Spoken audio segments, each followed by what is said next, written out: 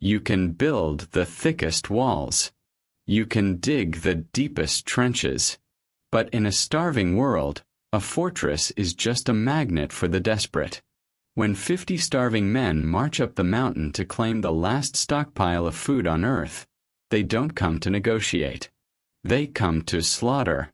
And you quickly learn that surviving the apocalypse wasn't the hard part. The hard part is the war. We had 3 months of absolute frozen peace. High up on the mountain plateau, inside the heavy concrete blockhouse of the botanical apiary, the apocalypse felt like a distant, rotting nightmare. The invisible fire of the radioactive valley was miles below us, buried under a permanent layer of toxic ash. The invisible man with his tactical gear and his sadistic games was dead, his corpse likely frozen solid on the floor of the massive, dark supercenter. Elias and I had become the solitary monks of a dead religion. Our monastery was a concrete room filled with stainless steel centrifuges, and our god was the crystallized pale amber honey locked in the subterranean vault. The medicine had worked. The horrific weeping beta burns that had threatened to flay the old history teacher alive had completely healed, leaving behind a thick, twisting topography of silver scar tissue across his chest and arms. He breathed easier now, the high-altitude air clean and thin, free of the metropolitan dust. He spent his days sitting by the small, smokeless fire we maintained in the center of the extraction room, carefully melting shards of the rock-hard honey in a scavenged metal cup, reading and rereading a single, water-damaged paperback novel he had carried in his coat pocket since the grid went down. I had spent those 3 months turning the agricultural facility into an impregnable redoubt. I didn't have the heavy corrugated steel I used in the suburbs, but I had the environment. The winter up here was a weapon. The snow had fallen continuously for weeks, piling up into massive 10-foot drifts against the chain-link perimeter fence. The freezing temperatures turned the drifts into solid walls of ice. I had spent hours every day dragging heavy rusted farm equipment, tractors, plows, flatbed trailers, into a tight interlocking ring around the concrete blockhouse, creating a secondary barricade of solid iron and steel. There was only one way into our compound, a narrow, deliberately cleared channel through the snow and the rusted machinery that forced anyone approaching to walk single file directly toward the heavy steel loading door. It was a fatal funnel, a perfect kill zone. I had 40 shells of 00 buckshot left for the Mossberg 500. I had my hunting knife. I had the high ground, the heavy concrete walls, and millions of calories in the basement. I believed, with a profound and arrogant certainty, that we had finally outrun the end of the world. I was a fool. The geography that protected us was also our greatest vulnerability. The apiary sat on a plateau, which meant anyone looking up from the ruined valleys below could eventually spot the angular, unnatural shapes of the Quonset huts against the skyline, especially when the winter storms broke and the sky cleared to a piercing frozen blue. And more importantly, I had underestimated the sheer gravitational pull of a rumor. Elias wasn't the only one who knew about the university's agricultural reserve. The history teacher had found it on a zoning map, but others must have known about the subterranean storage vats before the EMP hit. Maintenance workers, university staff, logistics drivers. As the winter ground on, and the scavengers in the valleys exhausted the last crumbs of the abandoned supermarkets and began to resort to cannibalism, the memory of the honey farm must have surfaced. It mutated from a rumor into a myth, a promised land of infinite, unspoilable calories sitting at the top of the mountain. It was mid-February when the illusion of our isolation shattered. The sky was a brilliant, blinding white, the sun reflecting harshly off the miles of unbroken snow. The wind had died down to a low, localized whisper. I was standing on the roof of the concrete blockhouse, wrapped in my heavy canvas jacket, performing my daily perimeter check with a pair of scavenged binoculars. I swept the magnification over the jagged tree line where the winding dirt access road met the plateau. My hands, gripping the cold plastic of the binoculars, suddenly went entirely numb. My heart stopped, suspended in a horrific void of absolute terror. There was a dark smudge on the pristine white snow of the access road. I adjusted the focus, dialing the lenses in with frantic, trembling fingers. The smudge resolved into shapes. Human shapes. They were moving slowly, wading through the thigh-deep snow, a long, winding, chaotic column of dark figures cutting a deep trench through the winter landscape. They were wearing a bizarre, ragged patchwork of survival gear. Stolen ski jackets, layered moving blankets, pieces of plastic tarp tied with electrical wire. I counted them. My breath hitched in my throat, fogging the eyepieces. 10, 20, 30. The line kept coming out of the tree line. 40, 50. It was a horde, an entire tribe of the damned, driven up the mountain by the ultimate collective insanity of absolute starvation. They carried crude, terrifying weapons. I saw the glint of sharpened rebar. I saw heavy logging axes. I saw the distinct black silhouettes of hunting rifles and scavenged police shotguns slung over heavy shoulders. They weren't a disorganized mob of panicking stampeders like the ones who had died in the parking lot of the supercenter. This was a pack of apex scavengers who had survived a year of hell. They had banded together, pooling their violent resources for one massive, coordinated strike. They had come for the honey, and they didn't care who was sitting inside the concrete box. I lowered the binoculars. The silence of the mountain suddenly felt heavy, charged with the static electricity of impending slaughter. I looked down at the courtyard of the apiary. I looked at the rusted tractors and the walls of ice I had built. They seemed pathetic now. A child's sandcastle built in the path of a tsunami. A 12-gauge shotgun is a devastating weapon in a hallway, but against 50 armed, desperate men in an open siege, it was mathematically irrelevant. If they rushed the door simultaneously, I could drop 5 or 6 of them before they overwhelmed me, tore the shotgun from my hands, and beat me to death with their bare fists. I felt a cold, sickening wave of despair wash over me. The instinct to run, to grab Elias, slip out the back of the compound, and vanish into the deep woods, screamed in my mind. But run where?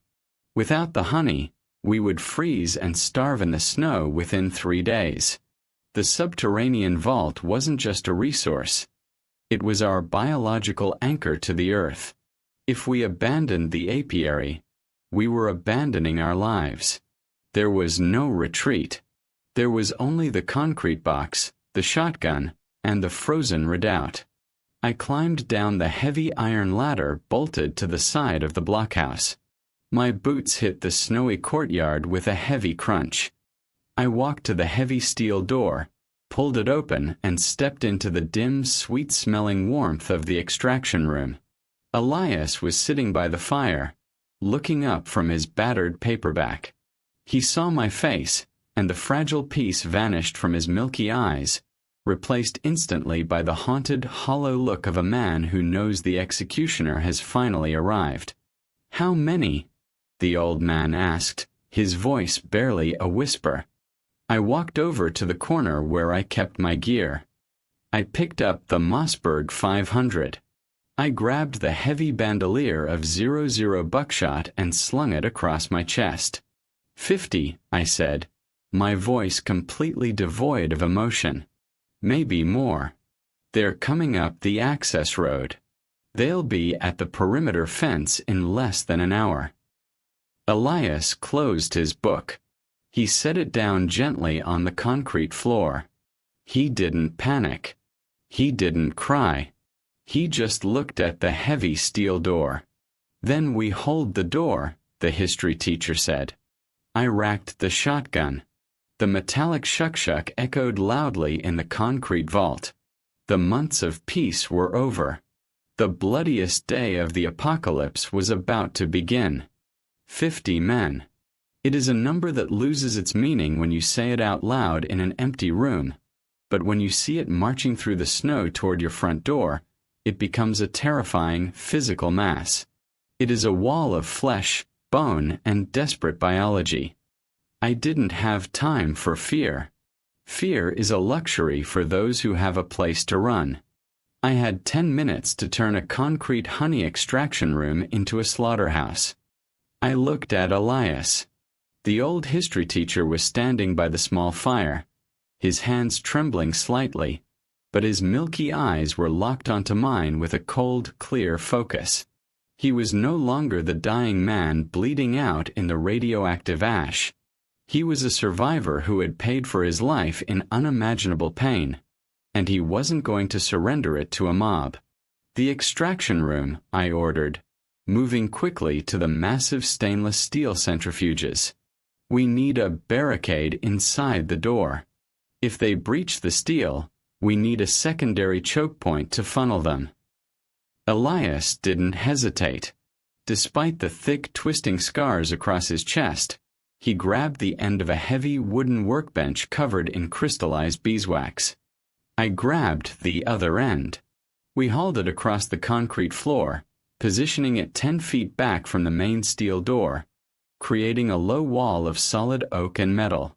We stacked empty pallet racks on top of it, creating a jagged, chaotic barrier. "The shotgun holds 6 rounds, I told him, tossing a heavy canvas bag filled with the remaining 34 shells of .00 buckshot onto the workbench. "When I fire, I will be counting. When I reach 5, I need you feeding shells into my hand. We cannot have an empty chamber. Not for a single second." "I know how to load," Elias said, his voice a dry rasp. He began to organize the heavy red and brass shells on the table, lining them up in perfect uniform rows. I left him at the workbench and grabbed my hunting knife. I walked to the corner of the room where we had stored the scavenged supplies from the rusted agricultural machinery outside. I had siphoned 5 gallons of diesel fuel from a dead tractor months ago, intending to use it for emergency heat if the wood supply failed. I carried the heavy red plastic jerrycan to the steel door. I stepped out into the blinding white light of the high plateau. The wind was whipping the top layer of snow into a fine, freezing mist. I looked down the narrow, cleared channel I had built. It was a 50-foot path, flanked on both sides by walls of packed ice, a rusted flatbed trailer, and the massive frozen tires of a John Deere combine. It was designed to force anyone approaching to walk single file. I unscrewed the cap of the jerrycan. I walked to the far end of the channel, where it opened up into the wider courtyard near the crushed chain-link fence. I began to pour. I walked backward, splashing the heavy, oily diesel fuel across the packed snow and the rusted metal of the machinery. I soaked the sides of the ice walls. The sharp, chemical stench of the fuel cut through the clean mountain air. I poured the entire 5 gallons, creating a continuous, highly flammable carpet leading directly to my front porch. I threw the empty plastic can aside and pulled a marine flare from my jacket pocket, a piece of emergency gear I had scavenged from the supercenter's abandoned parking lot. I retreated to the heavy steel door of the blockhouse. I stood on the concrete threshold, the Mossberg 500 gripped tightly in my right hand, the unlit red flare in my left. I looked out across the dead courtyard. They had reached the tree line. The horde poured out of the frozen woods like a dark, ragged stain spreading across a white sheet. Up close, they were even more terrifying than through the binoculars. They weren't soldiers. They were ghosts of the old world who had been stripped down to their most violent, primitive instincts. Their faces were blackened with frostbite and soot. Their eyes were wide, sunken, and feral. They moved with the chaotic, terrifying energy of a starving wolf pack. They didn't march in formation. They surged, a collective organism driven entirely by the scent of calories. At the front of the pack was a massive man wrapped in a heavy, blood-stained moving blanket. He carried a heavy, rusted splitting maul, the wooden handle wrapped in duct tape. He stopped at the edge of the crushed perimeter fence. The rest of the horde fanned out behind him. 50 pairs of hollow, starving eyes locking onto the concrete blockhouse. And then they locked onto me. Standing on the threshold, holding the shotgun, I was the only thing standing between them and the subterranean vault. The massive man with the splitting maul didn't yell a threat. He didn't demand surrender. In the apocalypse, negotiation is a waste of calories. He simply raised the heavy iron maul above his head, let out a guttural, roaring scream that echoed off the jagged mountain peaks, and charged. The horde surged forward behind him, a terrifying wave of ragged screams, rusted metal, and desperate violence crashing into the courtyard. The siege had begun. The psychological impact of 50 screaming humans charging directly at you is paralyzing. Millions of years of evolution scream at your nervous system to drop your weapon and run. The noise alone is a physical weapon, a wall of pure, unadulterated aggression that threatens to shatter your concentration. But I didn't run. I couldn't. Behind me was the concrete blockhouse. Behind me was Elias. Behind me was the only food left in the world. I watched the massive man with the splitting maul hit the entrance of the narrow channel I had built. The architectural bottleneck worked perfectly. The horde, which had been spread out across the snowy courtyard, was suddenly forced to compress. They slammed into the rusted flatbed trailer and the frozen tires of the combine, bottlenecking themselves into a tight, chaotic mass of pushing, shoving bodies. They were funneled into a killing zone exactly 6 feet wide and 50 feet long. I didn't raise the shotgun. I popped the plastic cap off the top of the marine flare and struck the friction igniter against the coarse grit. The flare hissed violently to life, erupting into a blinding, sputtering fountain of magnesium-bright red fire. The sudden light cast sharp, demonic shadows across the snow. The leader was 30 feet away, his boots pounding through the packed snow, his eyes locked on my chest, the heavy iron maul ready to swing. I didn't throw the flare at him. I threw it directly at the ground, 10 feet in front of the threshold, right into the center of the diesel-soaked snow. Diesel fuel doesn't explode like gasoline. It requires compression and heat to ignite. But the marine flare burned at nearly 3,000 degrees Fahrenheit. The moment the blinding red fire hit the chemical-soaked snow, a thick, rolling WUM pitch echoed through the channel. The ground erupted. A wall of thick, oily orange and black fire shot 10 feet into the air, instantly creating a localized inferno between the rusted farm machinery. The flames crawled rapidly down the length of the channel, following the trail I had poured, igniting the soaked ice walls and the rusted metal. The heat was instantaneous and suffocating, washing over my face and singing my eyebrows. The leader of the horde had too much forward momentum. He couldn't stop. He hit the wall of fire at a full sprint. His ragged, filthy layers of scavenged clothing, dry and brittle from the winter, ignited instantly. The man's roaring war cry turned into a high-pitched, agonizing shriek of pure terror.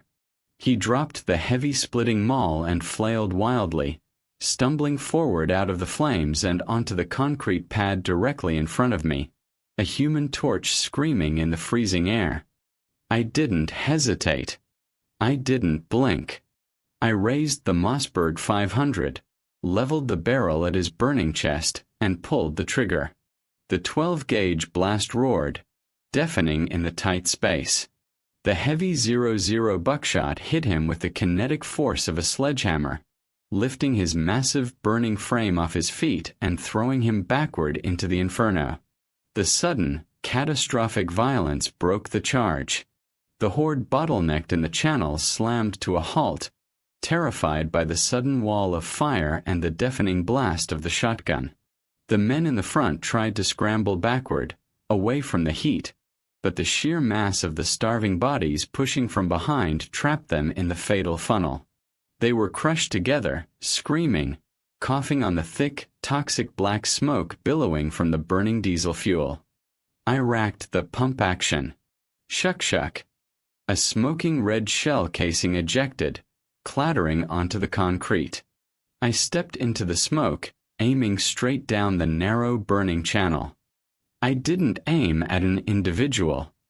I aimed at the center of the mass. I fired the second round.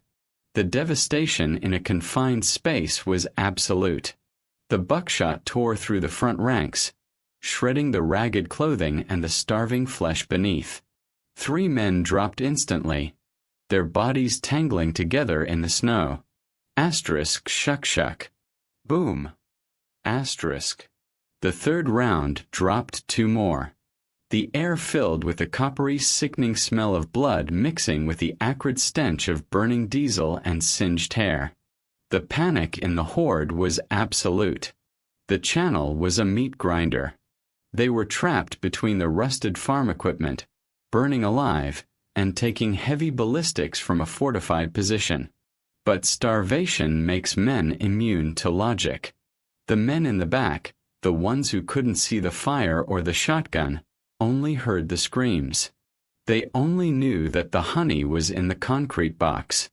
They surged forward, a mindless, crushing wave, trampling over their own dead and dying comrades, pushing the burning bodies forward.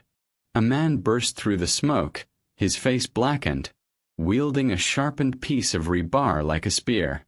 Asterisk shuck shuck. Boom. Asterisk. He folded in half, dropping the rebar, and vanished under the boots of the men pushing behind him. Asterisk shuck shuck. Boom. Asterisk. My shoulder was bruising rapidly from the brutal, continuous recoil of the 12-gauge. My ears were ringing, a high-pitched whine cutting through the roar of the fire and the screaming. The diesel fire was already beginning to burn itself out, the fuel consumed by the intense heat.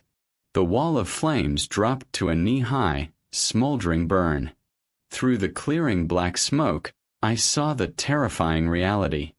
I had dropped 6 men. The channel was a nightmare of blood and twisted bodies. But there were still more than 40 of them left.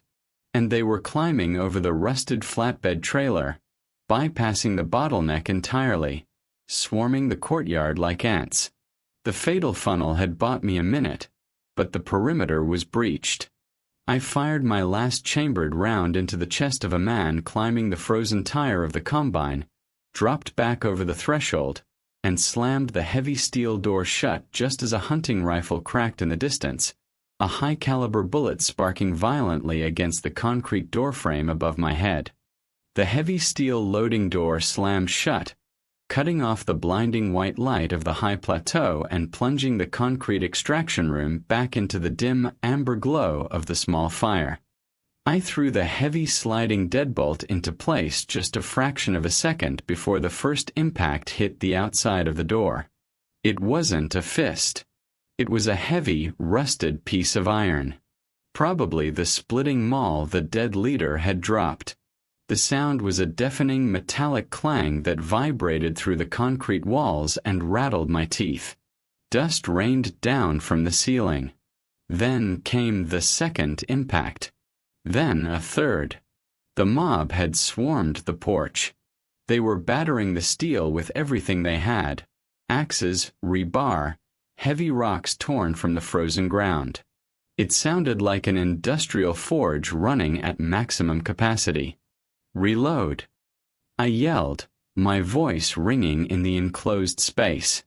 I spun away from the door and rushed to the wooden workbench we had dragged across the room. Elias was standing there, his frail, scarred hands hovering over the neat rows of 12-gauge shells. He didn't flinch at the deafening noise.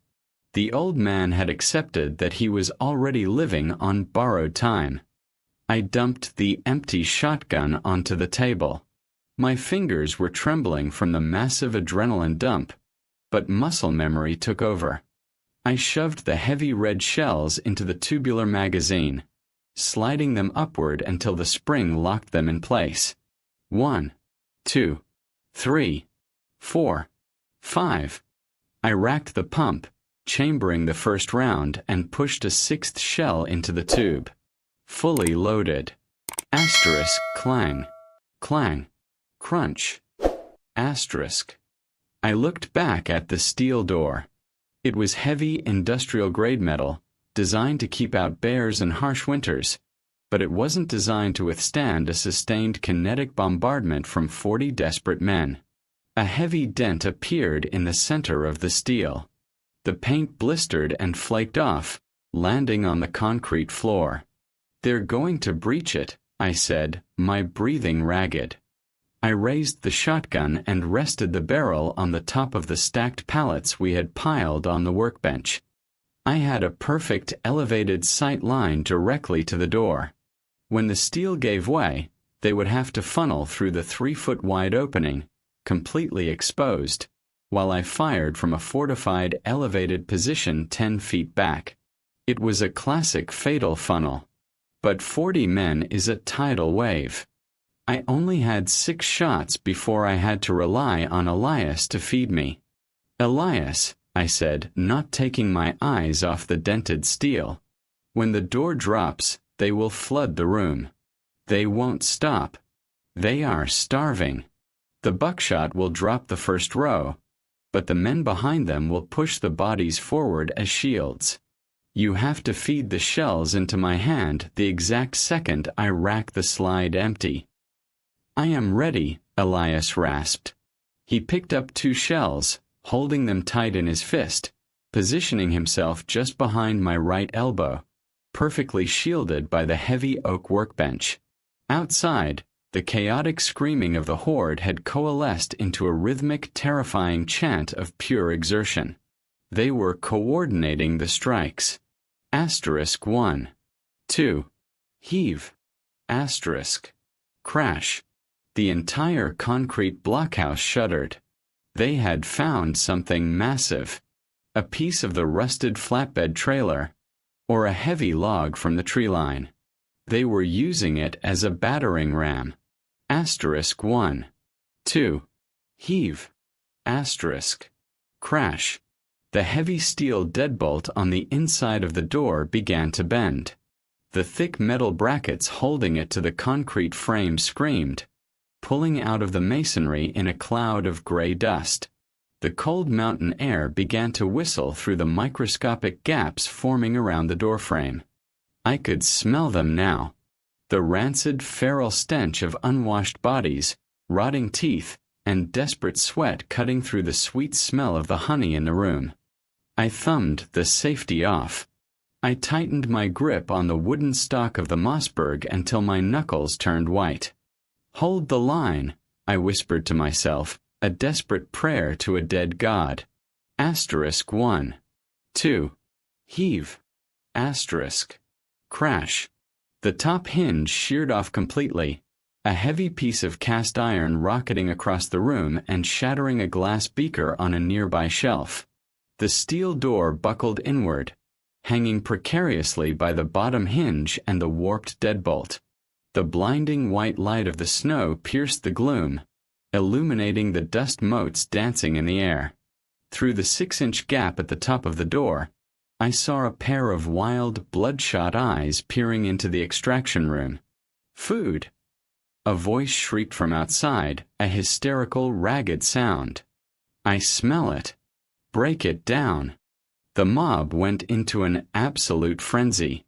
The rhythmic battering vanished, replaced by a chaotic, desperate clawing at the warped steel. Iron bars were jammed into the gap, prying against the concrete. Hands with frozen, blackened fingers reached blindly through the crack, trying to rip the heavy door backward. The metal shrieked. The final bracket on the deadbolt gave way with a sound like a gunshot. The heavy steel door collapsed inward, hitting the concrete floor with a massive deafening slam. The light flooded the room. The cold rushed in, and the horde spilled over the threshold like a pack of starving wolves. The breach was a horrific explosion of noise and violent motion. The men didn't run into the room. They were pushed, tumbling over the fallen steel door by the sheer crushing weight of the mob behind them. They scrambled to their feet, their ragged clothes caked in snow and the soot of the diesel fire. They held axes, rusted pipes, and sharpened screwdrivers. They saw the small fire. They saw the stainless steel centrifuges. And then they saw me, standing behind the barricade of pallets, the black barrel of the Mossberg pointed directly at their chests. For a fraction of a second, the front rank hesitated, the primal fear of the firearm overriding their starvation. But the mob behind them didn't care. The tidal wave pushed forward. I pulled the trigger. The enclosed concrete room amplified the 12-gauge blast into a physical shockwave. The heavy 00 buckshot slammed into the two men leading the charge. At 10 feet, the pattern hadn't spread. It hit them like a cannonball, obliterating their chests and throwing them violently backward into the men surging through the doorway. Shuck.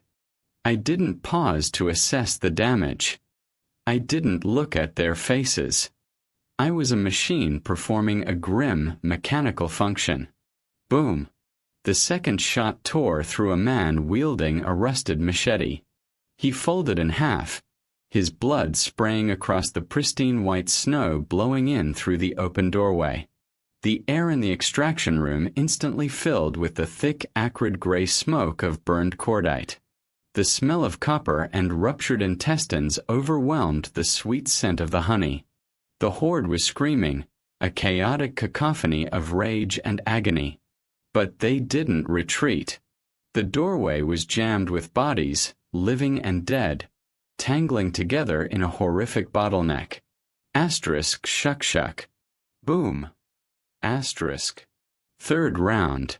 A man in a torn ski jacket vaulted over the pile of corpses, raising a heavy framing hammer.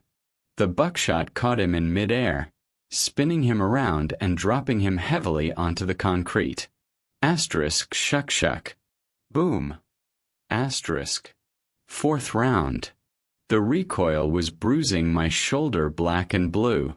The barrel of the shotgun was burning hot, sending heat waves rippling through the cordite smoke. I was aiming low now, firing into the massive legs and torsos pushing through the doorway, trying to break the structural foundation of the charge. The buckshot shattered knees and tore through shins. The front of the mob collapsed, turning the threshold into a writhing, screaming wall of crippled bodies. Asterisk shuck. Boom. Asterisk. Fifth round. A man managed to crawl over the bodies, his eyes locked onto mine with feral hatred. He hurled a heavy, jagged rock at my head. I ducked behind the wooden pallets, the rock smashing into the concrete wall behind me. I brought the barrel up and fired blindly over the top of the barricade. The screaming in the doorway reached a pitch that didn't sound human. It sounded like an abattoir. Shuck. The action locked back. The chamber was empty. Elias. I roared over the ringing in my ears. A cold, heavy red shell slapped directly into the palm of my right hand. The old history teacher was right there, his hands perfectly steady, immune to the carnage unfolding 10 feet away. I shoved the shell into the open ejection port, slammed the pump forward, and fired in one fluid, desperate motion. Boom. Another man dropped. 2. Elias yelled, pressing 2 more shells into my palm. I shoved them into the tubular magazine, racked the slide, and fired again. It was a rhythm born in hell. Fire. catch, load, rack, fire. We operated in absolute, terrifying synchronicity. I didn't have to look away from the fatal funnel. I didn't have to fumble in my pockets. I just kept my finger on the trigger and let the old man feed the machine. But the sheer mathematics of the siege were catching up to us. The pile of bodies in the doorway was now 3 feet high. It was creating a gruesome ramp. The attackers were no longer bottlenecking. They were climbing over their own dead, using the corpses as sandbags to absorb the buckshot. Through the thick gray smoke, I saw a massive figure climbing the ramp of flesh. He wasn't wielding a pipe or a hammer. He was holding a rusted double-barreled shotgun, leveling it directly at the barricade. I had a fraction of a second to react. I couldn't pump the Mossberg fast enough. I grabbed Elias by the collar of his coat and violently threw us both backward, diving away from the workbench and crashing hard onto the concrete floor. The double barrel roared, a massive echoing blast that shattered the silence. The heavy buckshot slammed into the wooden workbench we had been hiding behind just a microsecond before. The solid oak splintered explosively, sending jagged shards of wood flying across the room. One of the wooden pallets stacked on top shattered, raining heavy splinters down on our heads. My ears popped, the pressure wave disorienting me completely. I tasted blood in my mouth. I rolled onto my back, the Mossberg still gripped in my hand. The barricade was compromised. The shooter was chambering his second barrel. And the horde was finally spilling over the ramp of bodies, rushing into the extraction room, their boots hitting the concrete. The fatal funnel had failed. The war had just entered the room. When a fortified position falls, the mathematics of survival change instantly. You are no longer defending a line. You are drowning in a chaotic three-dimensional meat grinder. The logic of the fatal funnel evaporates, replaced by the sheer, terrifying unpredictability of hand-to-hand combat in a confined space. I rolled onto my stomach, my ears ringing with a high, sustained whine from the double-barreled shotgun blast that had pulverized our barricade. The air in the extraction room was a thick, unbreathable fog of gray cordite smoke, pulverized oak splinters, and the coppery stench of blood. Through the haze, I saw them pouring over the ruined workbench. They weren't a coordinated tactical unit. They were a starving, feral mob that had finally breached the larder. They ignored the heavy stainless steel centrifuges. They ignored the small fire burning on the concrete floor. They ignored me, lying in the shadows. Their eyes were locked entirely on the heavy grated door set into the floor at the back of the room, the entrance to the subterranean vault. The smell of the honey was driving them completely insane. A gaunt, skeletal man wielding a rusted tire iron sprinted past me, his boots slipping slightly on the bloody concrete. He was shrieking a high, continuous sound of pure, desperate hunger. I didn't try to shoot him. The Mossberg was empty, the action locked back, the last shell casing rolling uselessly away. Elias! I roared, coughing on the acrid smoke. I scrambled to my knees, searching the debris of the shattered barricade. The old history teacher was lying on his side, his face covered in a fine layer of sawdust and ash. He wasn't moving. The heavy canvas bag containing the remaining shotgun shells was spilled across the floor, the red plastic cylinders scattered like spilled candy. I didn't have time to check his pulse. The man with the double-barreled shotgun was cresting the pile of bodies in the doorway, breaking open the breach to shove 2 fresh shells into the weapon. I dropped the empty Mossberg. It was a useless, heavy club in close quarters against a loaded firearm. I drew the heavy hunting knife from the sheath on my thigh. The long carbon steel blade felt cold and incredibly lethal in my hand. I lunged forward from my knees, launching myself across the concrete floor like a coiled spring. I didn't aim for the man with the shotgun. I aimed for the man with the tire iron who was frantically yanking at the sliding bolt on the grated vault door. If he opened that door, the mob would flood the basement, and the honey would be lost. I hit him from behind, my body weight slamming into his emaciated frame. We crashed onto the heavy metal grate. The breath exploded from his lungs in a sharp gasp. Before he could react, before he could swing the rusted iron bar, I drove the hunting knife upward, burying the 6-inch blade deep into the soft tissue under his ribs, angling it sharply toward his heart. He didn't scream. He just let out a wet, rattling sigh, his eyes widening in shock as the blood rushed from his chest. I twisted the blade violently, pulled it free, and kicked his dying body off the grate. The chaos in the room was absolute.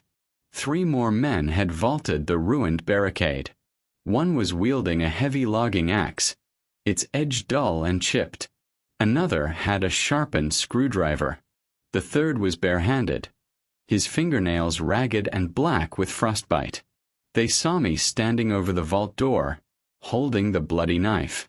The smell of fresh blood momentarily overrode the smell of the honey. The feral hunger in their eyes shifted from the basement to the man guarding it. The man with the logging axe charged. He raised the heavy tool above his head, roaring a guttural battle cry, bringing it down with enough force to cleave my skull in two. I didn't try to block it. The kinetic energy of the heavy iron head would have shattered my arm instantly. I stepped inside the swing, diving under his arms. The heavy axe head sparked violently against the concrete floor exactly where I had been standing a fraction of a second before. I drove my left elbow upward, catching him squarely on the point of his chin. His jaw snapped shut with a sickening crack. As he staggered backward, disoriented, I brought the hunting knife around in a tight, brutal arc, slicing deeply across the exposed flesh of his throat. The blood sprayed in a horrific pressurized arc, painting the side of a stainless steel centrifuge. He dropped the axe, his hands flying to his neck, collapsing onto his knees. I didn't watch him die. The man with the screwdriver lunged, thrusting the makeshift weapon directly at my right eye. I batted his arm away with my left forearm, the rusty metal tearing a shallow gash across my jacket sleeve.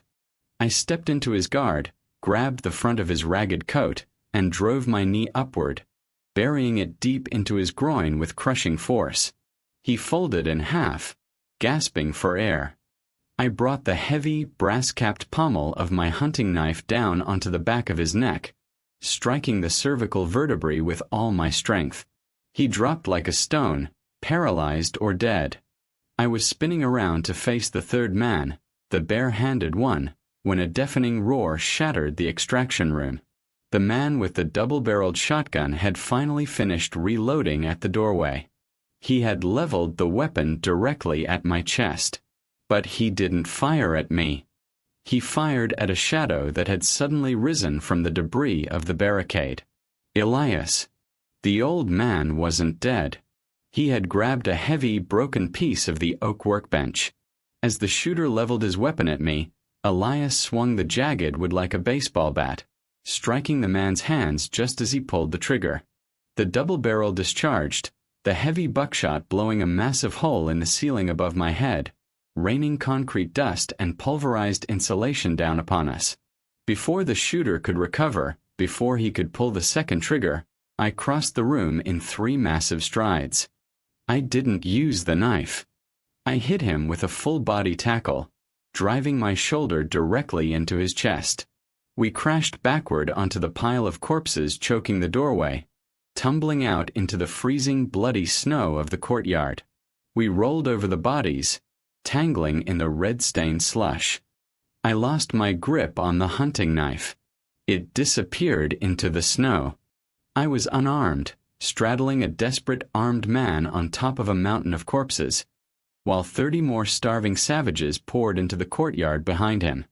The cold of the snow was a sharp physical shock, instantly cutting through the burning adrenaline in my veins. I was lying on top of the shooter, my knees pinning his biceps to the frozen ground, but he still had a desperate grip on the heavy wooden stock of the double-barreled shotgun.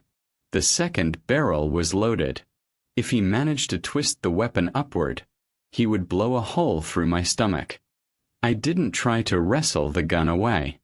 I drove the heel of my right hand directly into the center of his face, crushing his nose with a sickening crunch. Blood and cartilage exploded under my palm. He screamed, a muffled, gurgling sound, but his grip on the shotgun didn't loosen. Starvation had given him a hysterical, terrifying strength. He bucked his hips violently, trying to throw my weight off him. We rolled in the bloody snow, a chaotic tangle of limbs and ragged clothing.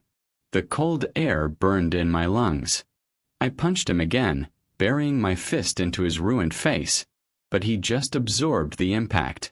He brought his knee up, catching me hard in the ribs. The pain was blinding. My grip slipped. He managed to rip his right arm free.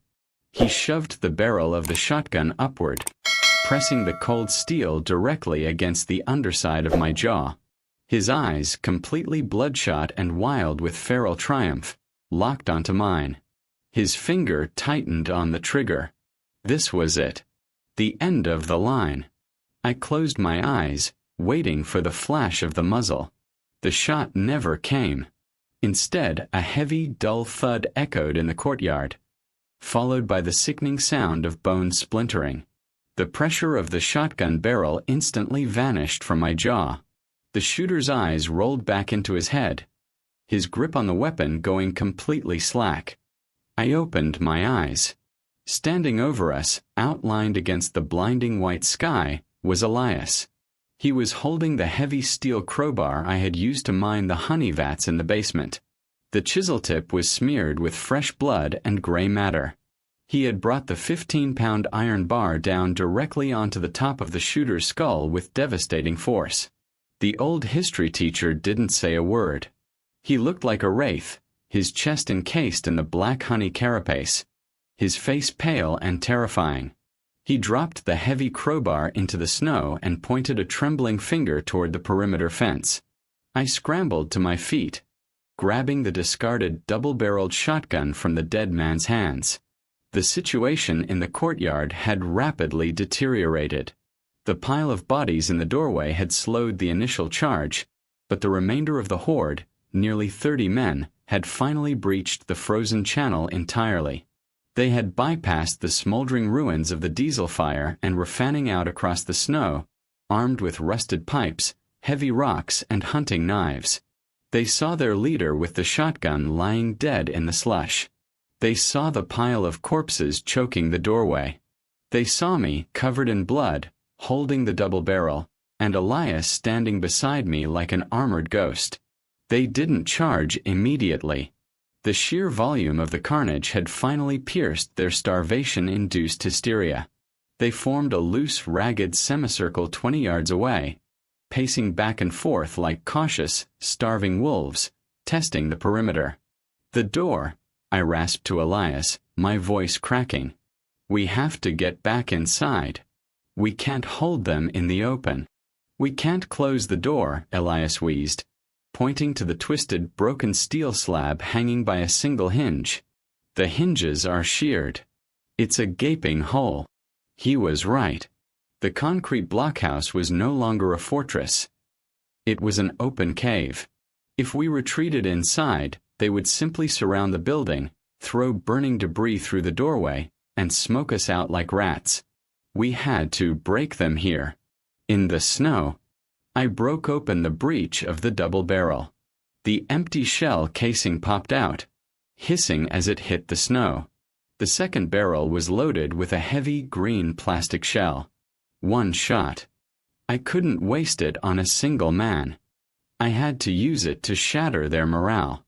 I raised the double barrel, pointing it high into the air. I pulled the trigger. The blast echoed like thunder across the high plateau, rolling off the jagged mountain peaks. A cloud of gray smoke billowed into the freezing sky. The sound made the entire horde flinch, dropping instinctively to a crouch in the snow. That was a warning. I roared, my voice tearing my throat raw, projecting every ounce of terrifying homicidal rage I possessed across the courtyard. The next one goes into the crowd. The food is inside, but the cost of entry is your life. Look at the doorway. Look at what I did to your friends. If you take one more step, you join them. It was a massive, desperate bluff. I was holding an empty gun. If they rushed us, I had nothing but a bloody hunting knife and a rusty crowbar. But they didn't know that. They only saw a monster covered in blood, holding a smoking firearm, surrounded by a mountain of their own dead. The psychology of a mob is fragile. The initial surge of momentum had been broken by the fire, the buckshot, and the brutal close-quarter slaughter. They were staring at the reality of the siege, and the cost was suddenly horrifyingly clear. For 10 agonizing seconds, the courtyard was absolutely silent, save for the howling wind and the crackle of the dying diesel fire. A man near the back of the semicircle slowly lowered a rusted piece of rebar. He took a hesitant step backward into the deep snow. Then another. He turned around and began to run, slogging desperately back toward the cleared access channel, abandoning the honey and the fight. Panic is contagious. The man next to him dropped his weapon and followed. Within seconds, the entire semicircle dissolved into a chaotic, terrified rout. The mob broke, scrambling over the crushed chain-link fence, abandoning their dead and dying comrades in the bloody slush, fleeing back down the mountain toward the radioactive ash. I stood perfectly still in the snow, the empty shotgun still raised, my finger frozen on the trigger guard. I watched the last of them disappear into the tree line. I didn't lower the gun until the silence returned to the high plateau. The siege was over. But the cost was staggering. The pristine white snow of the apiary courtyard was painted completely, horrifyingly red. The quiet monastery of sugar was now a graveyard. I dropped the empty shotgun into the snow. I fell to my knees, my chest heaving, the adrenaline finally crashing out of my system, leaving nothing but cold, absolute exhaustion. I had defended the bunker, but the war had followed me all the way to the top of the world. The silence that follows a battle is not peaceful. It is a heavy, ringing vacuum waiting to be filled by the groans of the dying and the howling of the wind. I remained on my knees in the blood-soaked snow of the apiary courtyard for a long time. The adrenaline that had fueled the slaughter was rapidly draining from my bloodstream, replaced by a deep, agonizing ache in every fiber of my muscles. The cold mountain air, which had felt so clean an hour ago, now bit through my torn canvas jacket, stinging the fresh cuts on my forearms and face. I looked at the carnage. It was a grotesque monument to human desperation. 12 bodies lay scattered between the rusted farm machinery and the concrete threshold. Some were completely still, their ragged clothes freezing rapidly to the packed snow. A few were still moving, twitching with the involuntary mechanical spasms of terminal shock. I didn't feel triumph.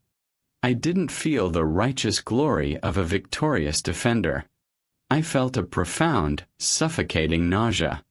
I had killed men who were starving to death, men who had been driven to absolute madness by a world that had abandoned them. But I had to do it. The mathematics of the apocalypse left no room for mercy.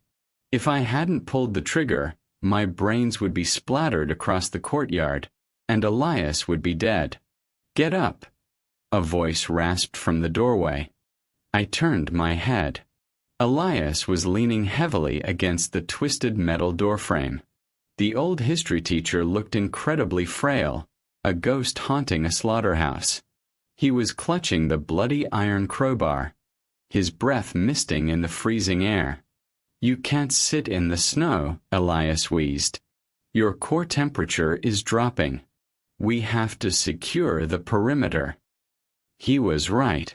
The mob had fled, but the environmental threat had instantly multiplied. I forced myself to stand. My legs felt like columns of wet sand. I picked up the empty double-barreled shotgun from the slush, slung it over my shoulder next to the Mossberg, and stumbled back toward the concrete blockhouse. I stepped over the pile of bodies choking the doorway and walked into the extraction room. The devastation inside was absolute. The heavy oak workbench we had used as a barricade was splintered into hundreds of jagged pieces by the shotgun blast. The small, smokeless fire we had maintained in the center of the room had been kicked and scattered during the close-quarters struggle, sending glowing embers across the concrete. But the most catastrophic damage was the door itself. I walked over to the massive slab of industrial steel. It was lying flat on the concrete floor, dented, blood-stained, and completely detached from its frame. The heavy cast-iron hinges had been sheared clean off by the continuous battering of the horde. The deadbolt housing was ripped out of the masonry. I knelt beside the heavy steel door. I dug my bloody fingers under the edge and tried to lift it. It was impossible. The door weighed at least 400 pounds. Even if Elias and I had the physical strength to hoist it upright, there was no way to secure it. The brackets were gone. The concrete frame was shattered. We had successfully defended the honey, but we had lost the bunker. I stood up, the harsh reality settling over me like a shroud. The extraction room was wide open to the elements. The freezing mountain wind was already howling through the massive gaping hole, whipping the scattered ashes of our fire into a frantic gray cyclone. The temperature inside the room was plummeting by the second. Without the heavy steel door, we had no protection from the nuclear winter. We had no protection from the feral dog packs that would inevitably be drawn up the mountain by the smell of the blood in the courtyard. And we had no protection if the remnants of the starving horde found their courage and returned in the night. We were completely exposed. "We can't fix it," I said, my voice sounding hollow over the wind. "The seal is broken. We can't stay in this room." Elias looked at the gaping doorway, and then he looked down at the heavy grated metal door set into the floor at the back of the extraction room, the entrance to the subterranean cold storage vault. "We don't have to," Elias said, his milky eyes fixing on mine with a grim, terrible logic. "The food isn't up here. The food is in the basement. We move the fire. We move the gear. We go underground." I stared at the heavy metal grate. The subterranean vault was a freezing, windowless concrete tomb filled with solid blocks of crystallized sugar. It was designed for storage, not human habitation. If we went down there and locked the grate from the inside, we would be burying ourselves alive. We would be completely blind to the surface world. "If we go down there," I said slowly, "and they come back, they can just park a tractor over the grate. They can trap us inside until we suffocate." "If we stay up here," Elias countered, pulling his heavy winter coat tighter around his scarred chest, "we freeze to death by midnight. The surface belongs to the dead now. We have to become ghosts." I looked out at the bloody snow, the scattered bodies, and the darkening, bruised sky. The apocalypse was tightening its grip. The history teacher was right. The surface world was a graveyard. I nodded slowly. I gripped my hunting knife tightly. "Before we go into the dark," I said, "we have to pay the toll. We have to clear the threshold." The cold storage vault of the botanical apiary was not designed to support human life. It was a massive, windowless concrete cube buried deep beneath the frost line. The ambient temperature hovered perpetually around 10 degrees Fahrenheit. The air was incredibly dry, sterile, and suffocatingly silent. I pushed through the heavy insulated plastic doors, the tactical flashlight illuminating the massive 6-foot-tall stainless steel vats of raw, crystallized honey. Elias was sitting on a pile of our sleeping bags in the corner of the room. The old history teacher looked like a shadow carved from the concrete. The black, hardened carapace of honey and ash covering his chest reflected the beam of the flashlight dully. "We need the fire," I said, my voice sounding flat and dead in the acoustically perfect echoing chamber. I walked to the center of the room, far away from the heavy plastic doors to avoid melting the insulation. I arranged the splintered oak from the destroyed workbench into a tight, conical pile on the concrete floor. I used a handful of dry paper from a scavenged ledger book to catch the sparks from my magnesium striker. The fire caught quickly. I fed it the broken wooden pallets, building the flames until they roared, pushing back the absolute blackness of the vault. The thick, dark smoke curled upward, hitting the concrete ceiling and spreading out in a dense, suffocating cloud. There was no ventilation shaft. I had known this was a risk, but it was a calculated one. The vault was massive, nearly 100 feet long and 50 feet wide, with a high ceiling. It would take days for a small fire to consume all the oxygen in the room. And without the fire, we would freeze to death in a matter of hours. We were trading the threat of immediate hypothermia for the slow, creeping threat of carbon monoxide. I grabbed the heavy iron crowbar. I walked over to the vat of raw clover honey I had breached days ago. The rhythmic, brutal crunch of the crowbar biting into the solid, pale amber rock echoed violently in the enclosed space. I hacked loose 3 massive, jagged shards of the crystallized sugar. I brought them back to the fire. I dropped them into the scavenged metal pot and set it dangerously close to the flames. We sat in silence, watching the amber glass slowly melt into a thick, bubbling golden liquid. The heat from the fire began to radiate outward, a tiny, desperate pocket of warmth in the freezing tomb. I took off my torn, bloody canvas jacket. My arms were covered in bruises, small cuts, and the peeling, discolored skin of the radiation burns. I looked at my hands.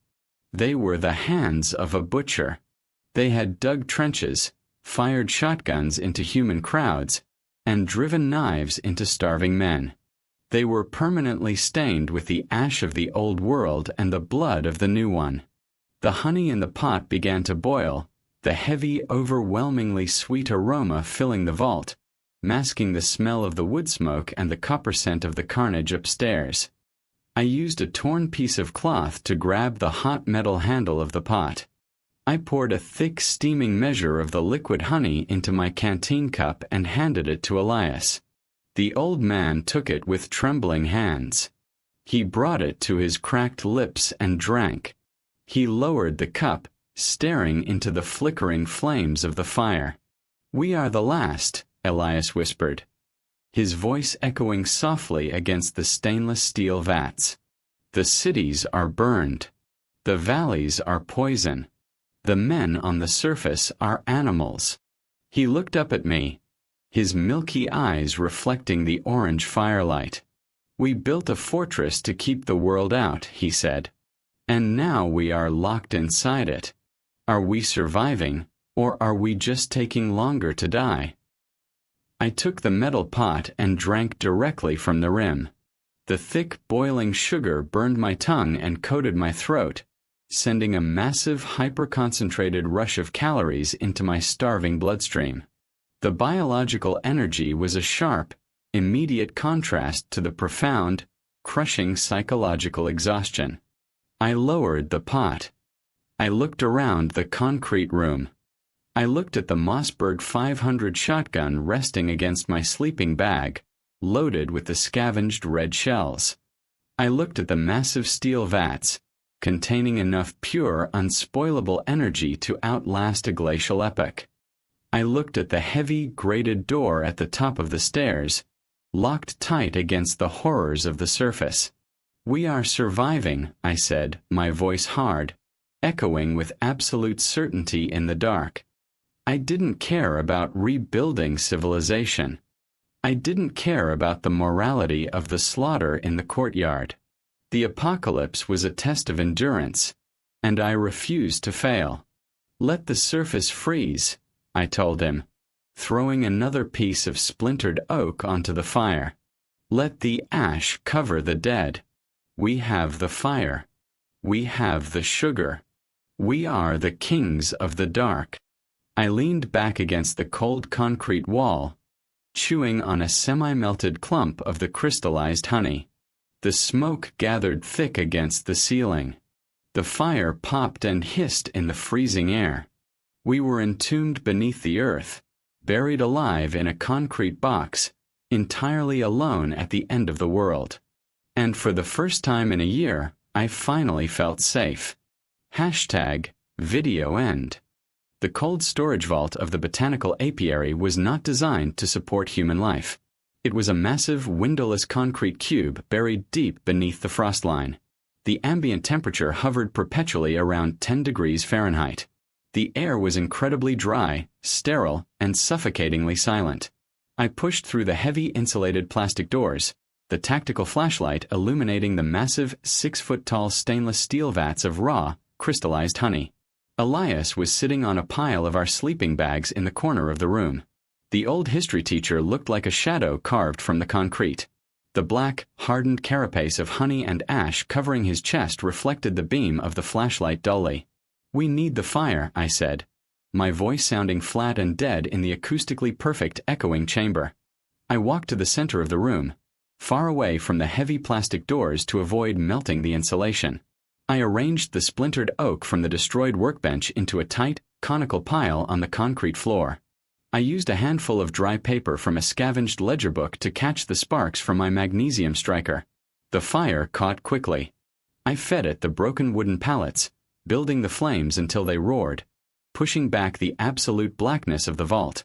The thick, dark smoke curled upward, hitting the concrete ceiling and spreading out in a dense, suffocating cloud. There was no ventilation shaft. I had known this was a risk, but it was a calculated one. The vault was massive, nearly 100 feet long and 50 feet wide, with a high ceiling. It would take days for a small fire to consume all the oxygen in the room.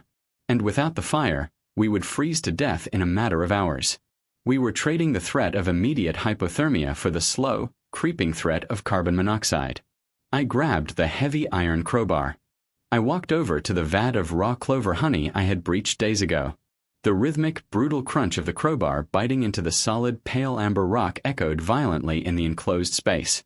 I hacked loose 3 massive, jagged shards of the crystallized sugar. I brought them back to the fire. I dropped them into the scavenged metal pot and set it dangerously close to the flames. We sat in silence, watching the amber glass slowly melt into a thick, bubbling golden liquid. The heat from the fire began to radiate outward, a tiny, desperate pocket of warmth in the freezing tomb. I took off my torn, bloody canvas jacket. My arms were covered in bruises, small cuts, and the peeling, discolored skin of the radiation burns. I looked at my hands. They were the hands of a butcher. They had dug trenches, fired shotguns into human crowds, and driven knives into starving men. They were permanently stained with the ash of the old world and the blood of the new one. The honey in the pot began to boil, the heavy, overwhelmingly sweet aroma filling the vault, masking the smell of the wood smoke and the copper scent of the carnage upstairs. I used a torn piece of cloth to grab the hot metal handle of the pot. I poured a thick, steaming measure of the liquid honey into my canteen cup and handed it to Elias. The old man took it with trembling hands. He brought it to his cracked lips and drank. He lowered the cup, staring into the flickering flames of the fire. "We are the last," Elias whispered, his voice echoing softly against the stainless steel vats. "The cities are burned. The valleys are poison. The men on the surface are animals." He looked up at me, his milky eyes reflecting the orange firelight. "We built a fortress to keep the world out," he said. "And now we are locked inside it. Are we surviving, or are we just taking longer to die?" I took the metal pot and drank directly from the rim. The thick, boiling sugar burned my tongue and coated my throat, sending a massive, hyper-concentrated rush of calories into my starving bloodstream. The biological energy was a sharp, immediate contrast to the profound, crushing psychological exhaustion. I lowered the pot. I looked around the concrete room. I looked at the Mossberg 500 shotgun resting against my sleeping bag, loaded with the scavenged red shells. I looked at the massive steel vats, containing enough pure, unspoilable energy to outlast a glacial epoch. I looked at the heavy, grated door at the top of the stairs, locked tight against the horrors of the surface. "We are surviving," I said, my voice hard, echoing with absolute certainty in the dark. I didn't care about rebuilding civilization. I didn't care about the morality of the slaughter in the courtyard. The apocalypse was a test of endurance, and I refused to fail. "Let the surface freeze," I told him, throwing another piece of splintered oak onto the fire. "Let the ash cover the dead. We have the fire. We have the sugar. We are the kings of the dark." I leaned back against the cold concrete wall, chewing on a semi-melted clump of the crystallized honey. The smoke gathered thick against the ceiling. The fire popped and hissed in the freezing air. We were entombed beneath the earth, buried alive in a concrete box, entirely alone at the end of the world. And for the first time in a year, I finally felt safe. #video end.